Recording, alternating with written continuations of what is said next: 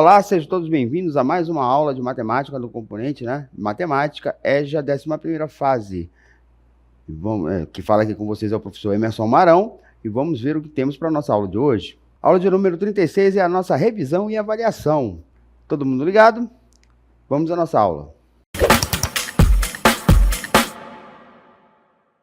Muito bem, agora que nós sabemos o que temos para a nossa aula de hoje, né? Nossa revisão e nossa avaliação, nós vamos rever aí os tópicos, né, mais relevantes aí desse período aí de aula. Então, acompanhe na cartela. As relações de Girard, também conhecida como relações de Girard-Newton, são fórmulas matemáticas que relacionam os coeficientes de um polinômio com a soma e produto de suas raízes. Essas relações são especialmente úteis na resolução de equações polinomiais. Em determinadas situações, em determinados problemas que a gente tenta desenvolver, que vai resolver, que nos vem, né? Acontecem situações em que, para você chegar ao resultado, né, você escolhe um caminho no qual não seja tão viável por questão do tempo, né? Algumas vezes você está realizando alguma variação externa, classificatória, e a questão pede para que você chegue ao resultado e você escolhe um caminho mais longo. As relações de Girard, né, permitem que você chegue a essa resposta de uma forma muito mais imediata e prática. Então, me acompanhem aí. Então, vamos ver esse nosso exemplo 1 aqui. Dado o polinômio px igual a 3x² menos 15x mais 18, vamos calcular aqui. Na letra A, nós temos aqui x' mais x duas linhas. Na letra B, x' vezes x duas linhas. E na letra C, x' elevado a menos 1 mais x duas linhas elevado a menos 1. Muito bem, então pelas relações de Girard, nós temos a seguinte situação aqui. A soma das raízes x' mais x duas linhas é dado pela expressão menos b sobre a. O polinômio é esse daqui, né? P de x igual a 3x² menos 15x mais 18. Então, o x², né, o coeficiente dele, a, vale 3. Em x, né, o coeficiente é menos 15. E o termo independente é o nosso c aqui, né? Que é o 18. Deixa eu apagar aqui. Está aqui o B e aqui o C. Pela relação aqui de Girard, vamos ter menos B sobre A. Então, eu vou ter menos. Quem é B? Olha só. Menos 15. Isso tudo sobre A que vale quanto? O A vale 3. Então, quem vai ser x' mais x duas linhas? Isso vai ser igual. Se é menos, inverte o sinal interno, né, de dentro. Vai ficar positivo. 15 sobre quem? Sobre 3. 15 dividido por 3, 5. Então, nós já sabemos, né, que a soma das raízes é 5. Esse valor aqui vai ser importante para que a gente calcule essa expressão aqui, que ela vai dar um pouco mais de trabalho. Então, nós já sabemos que a soma das raízes é 5. Agora, vamos calcular o produto. Quem é o produto? Quem é x' que multiplica x duas linhas? O produto das raízes é dado pela expressão c sobre a. Isso vai ser igual, né? A. Quem é o coeficiente de c? 18. Então, eu vou ter 18. Quem é o coeficiente de a? É 3. Então, ó, o produto, né, das raízes x' que multiplica x duas linhas, vai ser igual a quanto? 18 dividido por 3, 6. Então, nós já temos aqui, ó, esses dois resultados aqui.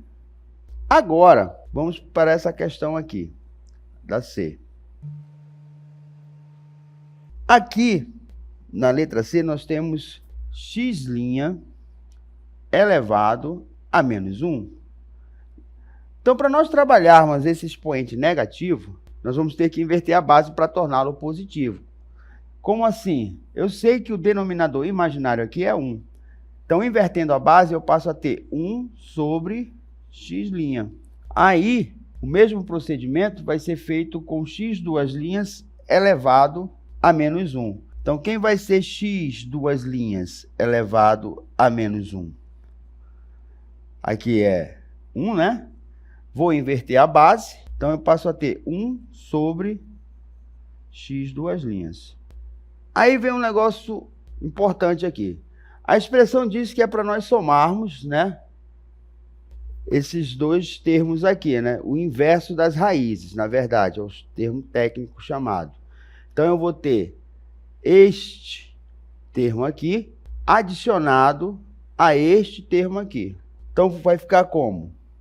1 sobre x' adicionado a 1 sobre x duas linhas. Bem, como nós não sabemos quem é o x' e x duas linhas, né? Estamos admitindo que eles são aqui termos diferentes por conta da estrutura da equação. Vamos determinar o MMC. Então, o MMC aqui, né, partindo do pressuposto que sejam números primos ou não, a gente pode dizer que o MMC aqui vai ser o produto entre essas duas raízes, ou seja, x' multiplicado por x duas linhas. O que fazemos aqui? Nós vamos fazer o seguinte, nós vamos pegar esse MMC aqui e dividi-lo pelo primeiro denominador. Então, é a mesma coisa que eu pegasse isso daqui, ó, prestem atenção. X' que multiplica x duas linhas dividido por x'. É o mesmo que simplificar x' por x'. Vai sobrar quem aqui, ó? Vai sobrar x duas linhas. Então, tá aqui ele, ó, x duas linhas. Multiplico x duas linhas por 1, aqui, ó, vai dar o quê? X duas linhas. Mais. Agora, o que nós vamos fazer? Nós vamos dividir esse cidadão aqui, que é o MMC, x' vezes x duas linhas, por quem? X duas linhas. Como é que vai ficar? É isso daqui, ó. X' vezes x duas linhas, dividido agora por quem? Por x duas linhas. É a mesma coisa, né, que simplificar x duas linhas por x duas linhas. Sobrou quem? O x'. Então, tá aqui ele, x'. X' vezes 1, x'. Gente, agora, o que nós fazemos aqui? Esse valor aqui, ó, nós temos. Quem é x' mais x duas linhas? Está aqui ele, ó. É 5. E esse valor aqui, ó, nós também temos. Quanto é que é? X' vezes x duas linhas? 6. Ou seja, né? X' elevado a menos 1 adicionado a x duas linhas elevado a menos 1, ou seja, a soma do inverso das raízes é igual a quanto? 5 sobre 6. Então, nós nos deparamos aqui, né, com uma das relações de Girardi mais simples, né, que é envolvendo equações do segundo grau. Agora, vamos para esse nosso próximo exemplo, que o negócio vai ficar mais interessante. Nós vamos ter aqui, né, considere o polinômio p de x igual a 2x ao cubo, menos 3x ao quadrado, menos 8x mais 4, que é esse cidadão aqui. Usando as relações de Girardi, né, a soma das raízes 2 a 2 e o produto das raízes desse polinômio são respectivamente, ou seja, nessa ordem. Aí temos as alternativas. Letra A, 3 sobre 2, menos 4 e 2. Letra B, menos 3 sobre 2, 4 e menos 2. Letra C, 3 sobre 2, 2 e menos 4. Letra D, 3 sobre 2, menos 4 e menos 2. Letra E, 3 sobre 2, 4 e menos 2. Então, como é que se resolve isso daqui? O polinômio dado p de x, né? 2x ao cubo, menos 3x ao quadrado, menos 8x mais 4. Então, vamos ter, identificar, isso é importante, identificar aqui os coeficientes. Quem é A é 2. Quem é B, menos 3. Quem é C, menos 8. Quem é D, 4. Então, para um polinômio de grau 3, pelo teorema, né, de Girardi, lá, as relações de Girardi, né? Segue as relações. Olha só, isso daqui é importante, né, nós memorizarmos aqui. Quem é x' mais x duas linhas mais x três linhas? Continua sendo o quê? Menos b sobre a. Então, voltando aqui, ó. Quem é b? Menos. Então, ó, se eu tenho a soma das três raízes, né? Então, eu vou ter isso daqui, né? X, eu vou fazer diferente aqui. X' mais x duas linhas mais x três linhas é igual a quem? Menos b sobre a. Então, isso daqui vai ser igual a quanto? Menos. Quem é B? B, ó, é menos 3, ó. Menos 3 aqui. Vou colocar até sem parênteses aqui. Vou colocar o parênteses. Tanto faz, vai fazer diferença. E o A igual a 2. Então, menos por menos vai ficar, né? Vai inverter o sinal de dentro aqui, vai ficar positivo. Por isso, né, que a soma das raízes, como vimos lá na próxima cartela, é igual a quem? Aqui teria que ficar um sinal positivo, tá, pessoal? Só fazer esse ajuste aqui. 3 sobre 2. Menos B sobre A, só repetindo aqui. Menos, né? Confere. Ok. A soma dos produtos aqui. X' vezes X duas linhas, mais X' vezes X três linhas, mais X duas linhas vezes X três linhas. É a soma, né, do produto 2 a 2 das raízes. Essa expressão é dada por quem? Menos C sobre A. Voltando lá nos dados. Quem é C? C menos 8. Está aqui. O A, nós já vimos que vale quanto? 2. Então, eu vou ter, né, menos 2 dividido por 2, menos 4. Ok. E o produto das raízes? O produto das raízes é dado, né? X linhas vezes X duas linhas vezes X três linhas é dado por quem? Menos D sobre A. Então, vamos lá. Quem é D? D é 4. Certo? E quem é A? A é 2. Então, vai ficar 4 sobre 2, 2, né? Repete o sinal negativo. E temos aí a nossa alternativa, né? Muito bem. Então, essa foi a primeira parte aqui da nossa revisão, né? Da nossa aula aqui de revisão. Agora, vamos ver aqui uma outra fase da nossa revisão que envolve polinômios também. Me acompanhem aí.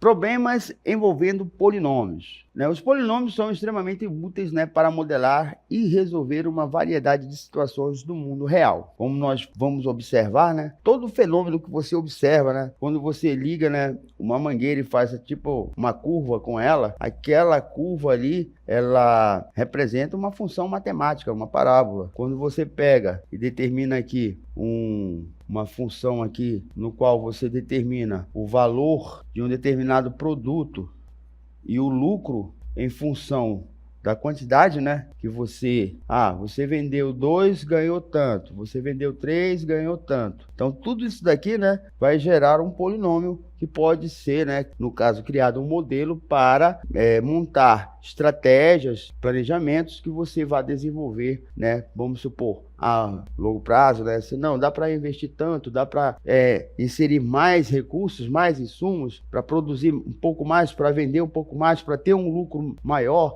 e ter um prejuízo menor. Então, tudo isso daí é levado em consideração através de problemas e modelos matemáticos com polinômios. Então, a seguir, veremos alguns exemplos de problemas que podem ser resolvidos utilizando equações polinomiais. Então, nós temos aqui, né, o exemplo, uma reta que pode representar o comportamento de um determinado fenômeno, e aqui uma curva, né, no qual a gente observa que a curva, essa parábola, né, ela tem um ponto de interseção com essa reta, ou seja, indica que o momento em que esses dois fenômenos coincidem, né, vai dar um par ordenado. Uma coisa importante, né, a gente observar que cada fenômeno ele vai ter um comportamento. Então, vamos ver esse exemplo aqui, que diz o seguinte: trajetória de um objeto em movimento. Está escrito aí, né? Suponha que um objeto seja lançado ao ar e sua trajetória seja descrita pela equação polinomial h de t igual a menos 4t ao quadrado mais 16t mais 20, onde h de t é a altura do objeto em metros após t segundos. Se nós temos aqui, ó, um polinômio escrito aqui, né, até com variáveis que não são as habituais, no caso aqui geralmente nós usamos p de x, e o nosso polinômio também é dado em função, né, da variável x. Aí nós teríamos mais ou menos isso daqui. Ok. Onde h é a altura do objeto em metros após t segundos. Então, de cara, a gente pode observar aqui algumas situações. Como a nossa função aqui ela é quadrática, ela vai ter, né, no gráfico uma representação de uma curva, né, de uma parábola. Detalhe, o termo que define a equação é aquele cuja variável está ao quadrado. Devemos prestar atenção aqui, no caso, para o sinal desse número aqui, que no caso aqui é negativo. O que isso quer dizer? Isso quer dizer o seguinte: no caso, né, da nossa parábola, como ela é negativa, ela vai ter uma concavidade voltada para baixo, por causa desse sinalzinho aqui, né? Vai ter o nosso gráfico aqui, que eu vou fazer aqui grosseiramente, ou seja, ela vai ter mais ou menos essa estrutura aqui. Agora, uma coisa interessante é o seguinte: se trata aqui, né, de um objeto que foi lançado ao ar. Se a gente olhar aqui, a grosso modo, né, nós vamos ver o seguinte, que no instante zero, vamos imaginar que o nosso t aqui seja zero. O que vai acontecer? Aqui vai ser zero e aqui também vai ser zero. Então, o nosso h de t aqui, que vai ser h de zero, que é a altura inicial propriamente dita, vai ser igual a quanto? 20. Então, de cara aqui, tu já observa que o teu objeto ele não foi lançado do solo. Se nós tivéssemos apenas 4t ao quadrado mais 16t, aí nós teríamos um objeto que saiu do solo no instante zero. Seria uma curva mais ou menos aqui. Instante zero, altura zero. Né? Aí vai ficar assim, ó. Ficaria assim a nossa parábola. O que não é o caso. Mais tarde nós vamos ver aqui por quê. Muito bem. Vem a pergunta 1 aí. Quando o objeto atinge a altura máxima? Para encontrar o tempo em que o objeto atinge a altura máxima, precisamos encontrar o vértice da parábola. A fórmula para obtermos o tempo do vértice, né, que chamamos de TV, de um polinômio quadrático, é dado por isso daqui, ó. AT ao quadrado mais BT mais C. No caso, tanto o A como o B e o C são números reais. O tempo vértice é igual a menos B sobre 2A. Essa expressão aqui não muda, tá, pessoal? Pode ser T vértice, X vértice, não interessa. Interessa se você entender que esse B aqui corresponde ao coeficiente B do polinômio e esse A aqui representa ao termo, né, A que define lá a função, que é o que está acompanhado da variável que está ao quadrado. Muito bem. Aí, ó, vimos que a equação dada é h de t igual a menos 4t ao quadrado, mais 16t mais 20. Então, temos essa situação aqui, né? Identificar os coeficientes. O A vale quanto? Menos 4. O B vale quanto? 16. E o C vale quanto? 20. Aí, o que nós fazemos? Nesse caso, né? O A é menos 4 e o B é 16. No caso aqui, nós nem precisaríamos utilizar aqui o coeficiente de C, a não ser que usássemos uma outra expressão para calcular o HT vértice. Até poderíamos, só que dá tanto trabalho, né? Poderíamos até mostrar aqui, esse HT vértice aqui, ó, que vai dar depois a altura máxima, que nós podemos falar depois, é uma expressão que também nos permite calcular, mas dá para fazer por um método mais prático. Voltando aqui ao T vértice. Então, vamos ter o quê? Portanto, quem vai ser o nosso T vértice? T vértice é dado por quanto? Menos B igual a menos B sobre 2A. Ok. Substituindo, T vértice vai ser igual a menos 16, que é o valor de B, está aqui ele, ó, dividido por 2A. O nosso A vale quanto? O nosso A vale menos 4. Então, vamos ter 2 que multiplica menos 4. Beleza. Aqui nós vamos ter aquela situação, né? Nós estamos dividindo dois números que são negativos ali, tanto a fração como o denominador ali. Então, ó, nós vamos ter aqui, ó, menos por menos, mais 16 dividido, né? 2 vezes 4, 8. Ok, 16 dividido por 8, 2. 2 o quê? Segundos. Beleza. Então, o que significa dizer aqui, né? Que 2, né, é o tempo máximo em que o nosso... o tempo em que o nosso objeto ocupa a altura máxima, né? Então, qual é a altura máxima do objeto? É só substituir o t por 2 na equação h de t. Então, vai ficar como? H2 vai ser igual a menos 4, que multiplica 2 ao quadrado, mais 16, que multiplica 2, mais 20. Isso vai ser igual. H2 vai ser igual a 2 ao quadrado, 16, né? 16 vezes 2 ao quadrado, 4. 4 vezes 4, 16. Então, menos 16. Ok. 16 vezes 2, 32. Igual a 20. Aí, vamos ter 32 menos 16 vai dar 16. 16 mais 20, 36. Portanto, a altura máxima do objeto é de 36 metros. Agora, para visualizarmos este fenômeno, né, que é o lançamento ao ar livre de um objeto, me acompanhe nesse vídeo aí. Muito bem, então como vimos no exemplo, né, o nosso objeto que é lançado para o ar, ele vai, né, obedecer aqui uma trajetória, né, essa trajetória aqui. Lembrando que nós vimos lá, né, na expressão, né, se nós formos exibir aqui, ó, só para comparar aqui, a expressão é essa daqui, ó, menos 4t ao quadrado, né, mais 16t, mais 20, né, isso com t variando entre 0 e 5 aqui, certo? Então, como nós vemos aqui, né, ele tem um coeficiente que define a equação, que é o t ao quadrado, em segundos, né, altura em metros. É negativo, por isso que ela tem essa concavidade aqui voltada para baixo. Então, só para conferir mesmo. Pois bem, aí nós sabemos que a trajetória do objeto ela é dada em função do tempo. Então, para cada instante, né, nós vamos ter uma posição aqui. Essas posições aqui elas vão se igualando de acordo com a medida em que o fenômeno vai se decorrendo. Então, vamos supor, nós temos aqui t igual a zero, ou seja, vai começar o fenômeno, o evento. A gente pode observar que quando t é zero, o objeto já se encontra numa altura aqui, né? Supondo que ele tenha sido lançado de cima de um prédio, né, de 20 andares. Então já começa aqui. Então, quando o instante é zero, t0, como está aqui, né, ele já se encontra a 20 metros. Então, à medida em que o fenômeno vai ocorrendo, né, vamos deslocar aqui ó, o nosso tempo, né, 0,1 segundo, ele se encontra a 21 metros e 56 centímetros do solo. E vai aumentando, ó. À medida que vai, né, passando o tempo, ó, meio segundo, ele se encontra a 27 metros do solo. E continuando. Quando t é 1 segundo, né, ele se encontra a 32 metros do solo. Continuando. Aí ele vai chegar a um ponto, certo? Que ele vai atingir essa altura máxima, que é justamente o vértice da parábola.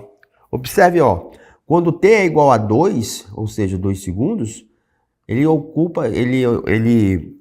está aqui na sua altura máxima, né, que é o vértice, que nós calculamos lá, né, o x, o tv, né, tempo vértice. E, consequentemente, né, ele vai ter uma altura aqui relacionada a esse tempo, né, que é de 36 metros. A partir deste momento, o que acontece com o nosso objeto? Ó? A altura dele começa a diminuir. Ó. Quando chega aqui, ó, a 4 segundos, né, ele volta aqui para a posição 20, né, que era a posição que ele iniciou, né, 20 metros de altura. Aí ele já ó, vai baixando, baixando. Quando chega aqui, ó, no final, a altura zero, que já tem percorrido aqui 5 segundos, que foi a duração total do evento. Né? Então aqui temos a demonstração, né, desse lançamento aqui do objeto, né, em queda livre. Mais uma forma aí de utilização e visualização dos nossos polinômios. Muito bem, queridos alunos, vimos aí o comportamento, né, do fenômeno num gráfico com animação para massificar aí a nossa compreensão sobre polinômios. Bem, essa foi a nossa aula de hoje, espero que tenham gostado e até a próxima.